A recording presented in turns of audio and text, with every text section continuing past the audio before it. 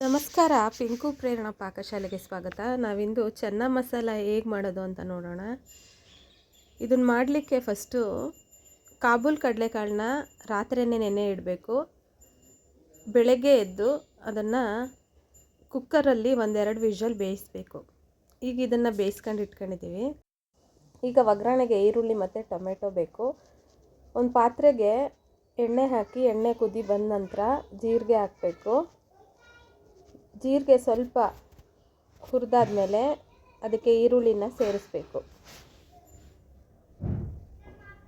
ಈರುಳ್ಳಿ ಹೊಂಬಣ್ಣಕ್ಕೆ ಬರೋ ತನಕ ಹುರಿಬೇಕು.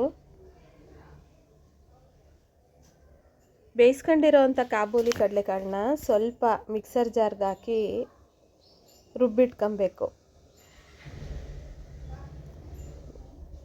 ಈಗ ಈರುಳ್ಳಿ ಸ್ವಲ್ಪ ಬೇಯಬೇಕು. ಬೆಂದ ನಂತರ ಶುಂಠಿ ಬೆಳ್ಳುಳ್ಳಿನ ಈ ರೀತಿ ಕುಟ್ಟಣಿಲಿ ಜಜ್ಜಿ ಅದನ್ನು ಕೂಡ ಅದಕ್ಕೆ ಸೇರಿಸ್ಬೇಕು. ಆಲೂಗಡ್ಡೆನ ಕೂಡ ಬೇಯಿಸಿ ಪುಡಿ ಮಾಡಿ ಇಟ್ಕೊಂಡಿರಬೇಕು. ಈಗ ಈರುಳ್ಳಿ, ಶುಂಠಿ, ಬೆಳ್ಳುಳ್ಳಿ ಎಲ್ಲವನ್ನು ಒಂದ್ಸಲ ನೀಟಾಗಿ ಮಿಶ್ರಣ ಮಾಡಬೇಕು. ಇದಾದ ನಂತರ ಇದಕ್ಕೆ ಟೊಮೆಟೊನ ಸೇರಿಸ್ಬೇಕು.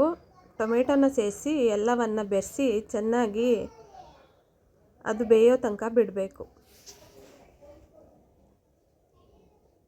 ಈ ಚೆನ್ನ ಮಸಾಲ ತಿನ್ನೋದಕ್ಕೆ ತುಂಬ ಚೆನ್ನಾಗಿರುತ್ತೆ.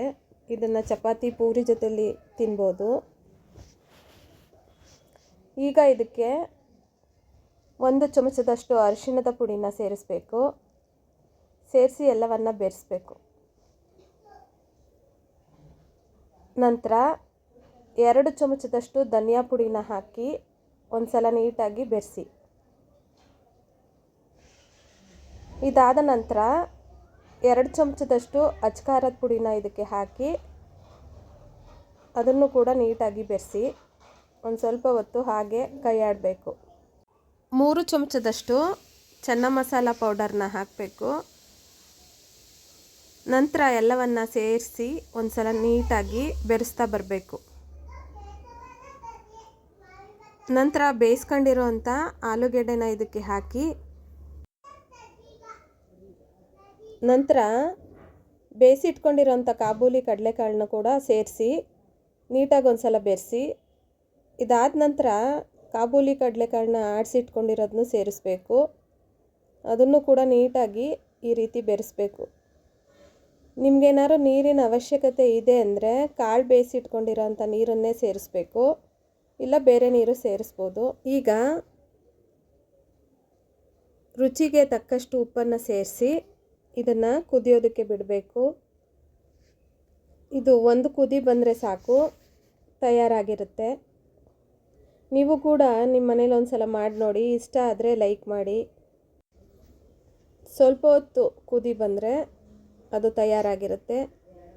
ಈ ವಿಡಿಯೋ ನಿಮಗೆ ಇಷ್ಟ ಆದರೆ ಲೈಕ್ ಮಾಡಿ, ಶೇರ್ ಮಾಡಿ, ಕಾಮೆಂಟ್ ಮಾಡಿ, ನಮ್ಮ ಚಾನಲ್ನ ಸಬ್ಸ್ಕ್ರೈಬ್ ಮಾಡಿ. ಈಗ ಇದರ ಜೊತೆ ಬಿಸಿ ಬಿಸಿ ಪೂರಿನೂ ರೆಡಿ ಆಗ್ತಾಯಿದೆ. ಈಗ ರುಚಿಯಾದ ಮತ್ತು ಸವಿಯಾದ ವಿಭಿನ್ನವಾದ ಚೆನ್ನ ಮಸಾಲ ತಿನ್ನೋದಕ್ಕೆ ತಯಾರಾಗಿದೆ. ಇದನ್ನು ಪೂರಿ ಜೊತೆ ಮತ್ತು ಚಪಾತಿ ಜೊತೆ ತಿಂದರೆ ತುಂಬ ಚೆನ್ನಾಗಿರುತ್ತೆ. ನಮಸ್ಕಾರ, ಧನ್ಯವಾದಗಳು.